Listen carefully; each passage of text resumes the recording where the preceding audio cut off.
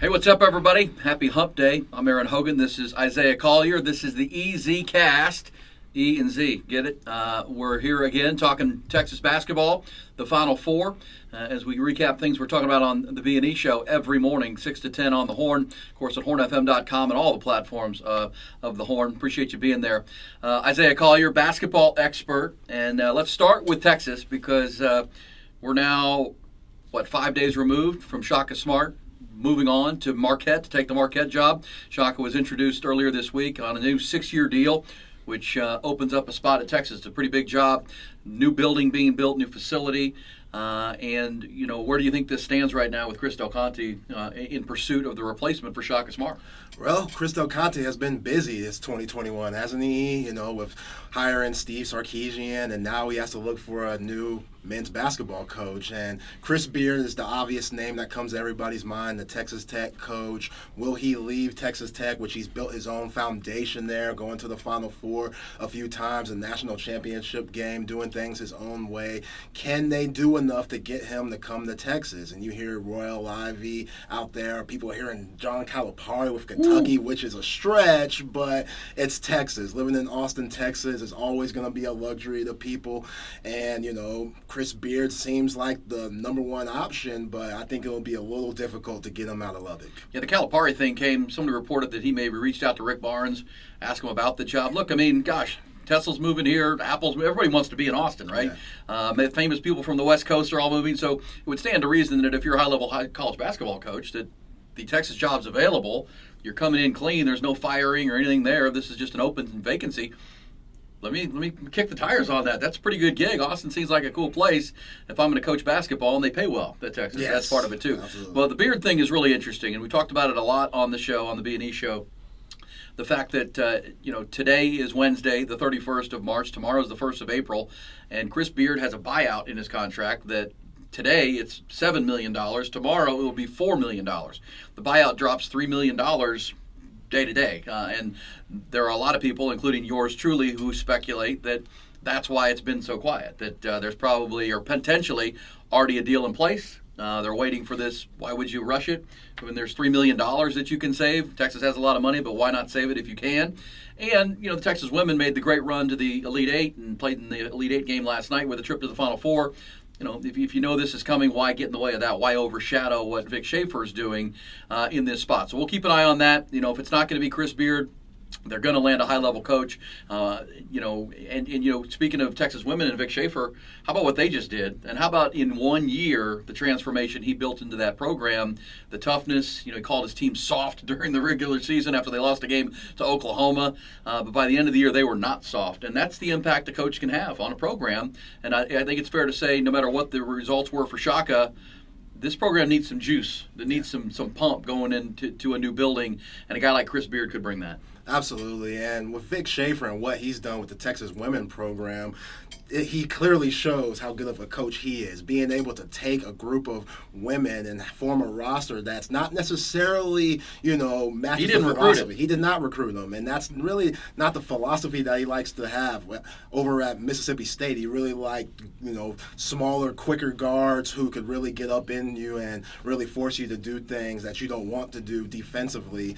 And when he came into the 40 acres, he understood that, okay, I have this roster, I'm going to adapt to them, and he took these girls to the Elite Eight. So coaching is huge in college basketball. I think it's obviously bigger than in the NBA, where you have to manage players more, manage, grown men, and the fact that they have families. You're doing a lot more teaching on the college level. You have to do a lot more, in-game changes and making moves like that. So I think Chris Beard, he's as good as anybody in the nation. So that's an easy decision to go after him. But after that, it kind of gets slim. Yeah, it'll be interesting to see if Beard is indeed. And the only thing I'd say on Beard to wrap up that conversation, if he didn't want the job, I think he would have said it by now. If it was cut and dried and he wants to stay in Lubbock, which is all you hear from West Texas, that he's not going anywhere, he's our coach, issue a 2-sentence statement. Hey, I'm happy at Texas Tech. I'm the coach here. I just signed a new contract. Let's put these rumors to bed. That has not happened, and it's Wednesday. His team's been out of the tournament since the weekend, so we'll see. Are there any legs to that? Could come down tomorrow. We'll keep an eye on that situation, and it's a big one for sure. It is a big job at Texas. with the Longhorns. Speaking of that, how about the Final Four here, Zay? I mean, the Longhorns got beat by Abilene Christian embarrassingly in their first round game, but the team that they may have faced along the way in the tournament is into the Final Four. UCLA taking down Michigan last night, the 1 seed in that bracket.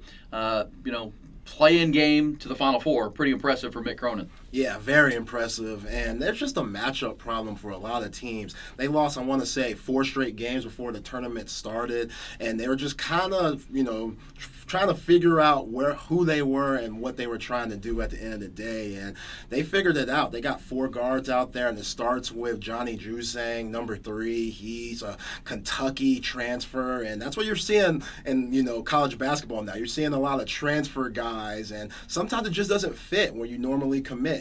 Sometimes you understand that, hey, this might be a good coach, but this doesn't necessarily fit my game, and that's okay. It doesn't mean you're quitting or anything. It just means there's better opportunity out there. We see that with Quentin Grimes over at U of H, and like I said, with Johnny Drews saying he's the top guard for UCLA. They have 3 other guards. They got Tiger Campbell, who looks like Bob Marley. He's an absolute stud, first team all Pac-12. Jaquez is a matchup nightmare, and when you have 4 guards out there that play bigger than what they are, that could be a matchup problem for anyone. Not for Gonzaga, though. Probably not for them. Not for Gonzaga. Probably not for them. That'll be the national semifinal. Gonzaga's beaten everybody in this tournament by 15 or more. They're 30-0. They've beaten every team they've played in the last 28 by double digits. Yeah. Pretty ridiculous, and they'll play UCLA, an 11 seed. But the game folks around here will be watching is Baylor and Houston, all right? Yeah. The Texas fans, if you're a Texas fan, you got to pick who you're rooting for in that deal. The U of H Cougars or the Baylor Bears, but that should be a good one. That's a 2 seed and a 1 seed. Kelvin Sampson's group has played like a 1 seed at times this year. They're athletic. You mentioned Quentin Grimes. He transferred in from Kansas. From Kansas, yes. After putting his name in the NBA draft, and he's a pro. And they've got big guards. They're athletic. They're physical. Kelvin Sampson's done a really good job there. Oh, absolutely. Their point guard, 6'6", Jerome, but he's an absolutely stud, and he could guard anybody in the nation, and he's going to have his, work cut out for him trying to hold Davion Mitchell and Jared Butler because they're as good as any guards in the nation. But Kelvin Sampson's done a hell of a job. Obviously, he has a track record from Oklahoma and Indiana, and now he's at U of H. And again, when you go to a U of H, they got a new arena in there these last few years. It's not the same third ward U of H that people remember. It's 5 Slamma Jamma, but this team, I don't think they'll beat Baylor, but the fact that they're in the Final Four, you got to give Kelvin Sampson the credit that he's due. Well, I'm rooting for Houston, U of H, man. That was the first team I ever loved, I think, in sports.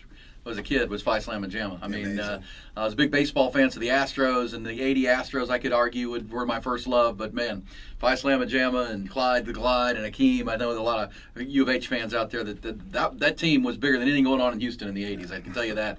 Bigger than the Rockets, bigger than he was on the par of like the Love You Blue Oilers with Earl Campbell a couple years earlier than that. But this is a different looking group, but it should be fun. Plus, Baylor's really good. And if we get a Baylor-Gonzaga final, we'll preview that on the Easy Cast next week. For sure, that'll be Monday night. But do you think it'll be Baylor and Gonzaga when we get there? I do. I think it will be tougher for Baylor than it is for Gonzaga to get there, but I do think we'll see what we thought we would see at the beginning of the season in the national championship, Baylor versus the Zags. Yeah, it comes full circle, the game people have been waiting for all year long. Number 1 and number 2 all season long. It looks like we may get that. A couple more wins, and that'll be the case. Last thing here on the Easy Cast, back to Texas. But a bigger college basketball story, whether it's Chris Beard or whoever's going to be the new coach at Texas, they've got a job to do. The roster needs totally rebuilt at Texas. There's only, you talk about Brock Cunningham and, who else is coming back for Texas? Everybody's a senior or off to the NBA. 2 guys are transferring. Donovan Williams and Royce Ham have already announced that they're moving on into the transfer portal. But that transfer portal, report from Horns 24/7 this week that there are 1,000 names or more in the college basketball transfer. 1,000. So whoever gets the job, this is the new realm of college basketball, Zay, with players' ability to go straight to the NBA into the new G League development system where they can get paid, so that's changing things.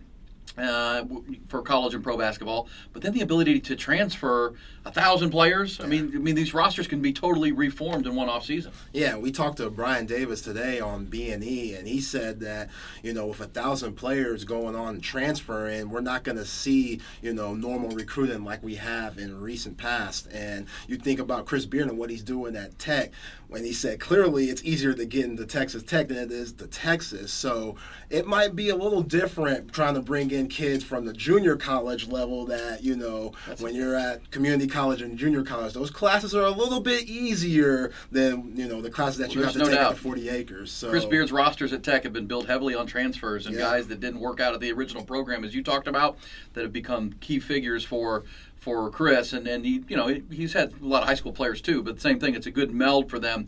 But you're right. I mean, you got to take that into consideration. Chris Beard getting no slight on the Red Raiders, but tougher to get players in at Texas than it is at Texas Tech. We'll see how that plays out, but keep that in mind. The rosters are going to totally transform all over the country with that many people in the transfer portal. All right, so there's your Final Four preview. We'll keep an eye on the Chris Beard story and the Texas story. Any predictions, Zay, that if it's not Chris Beard, any guess, or are we haven't been there yet?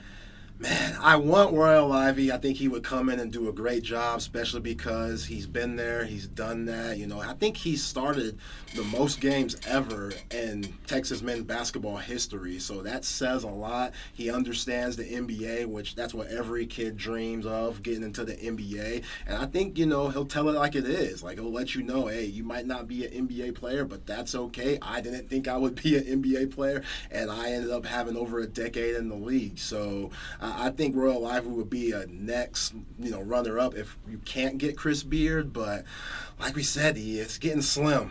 Yeah. It's getting slim. Well, and one thing I've mentioned on the show, if you can't get Chris Beard, you got to get a slam dunk. And Royale comes with the question mark. He's been in the NBA for so long. Does he know the college game? And with all these changes we're talking about in the recruiting landscape and how everything changes, you'd have to hire a veteran coach. And my choice would be Royal Ivey with John Beilein. John Beilein. Bring the 69-year-old John Beilein, former Michigan coach. We've seen this at Indiana. Mike Woodson's bringing in Thad Matta. Juwan Howard brought in Phil Martelli. They're coming from the NBA, which brings a lot of credibility on the recruiting trail and with these players. But at the same time, you need a coach that knows the landscape of college athletics. John Beilein would be great. That would be a 1-2 combination to bring back a great former Longhorn. Now, Beilein is not doing anything right now. He was let go by the Cleveland Cavaliers in the NBA, but boy, that would be a home run for me. But Chris Beard's the first choice. We'll keep an eye on it. That's your EZ Cast. Aaron Hogan, Isaiah Collier, great stuff, man. Appreciate it. Appreciate Trevor for putting it together, and we'll catch you again on the EZ Cast.